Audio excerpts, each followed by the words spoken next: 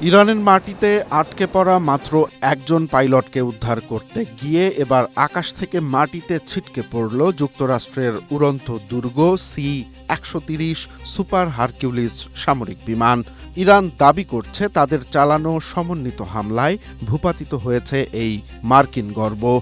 তবে যুক্তরাষ্ট্র বলছে উন্নত প্রযুক্তি যেন শত্রুর হাতে না পড়ে সেজন্য তারা নিজেরাই বিমানটি ধ্বংস করে দিয়েছে।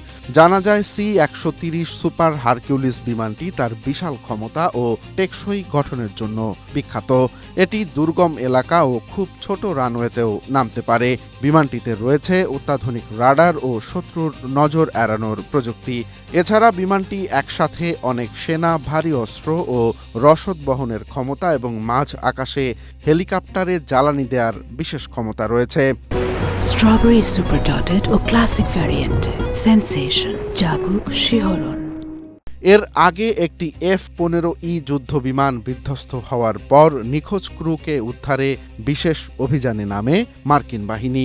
ইরানের দাবি তাদের আকাশ প্রতিরক্ষা ব্যবস্থার মুখে কাবু হয়ে বিমানটি বিধ্বস্ত হয়। অন্যদিকে মার্কিন সংবাদ মাধ্যমগুলোর দাবি অবতরণের পর বিমানটি অকেজো হয়ে পড়লে তারা নিজেরাই এটিকে উড়িয়ে দেন।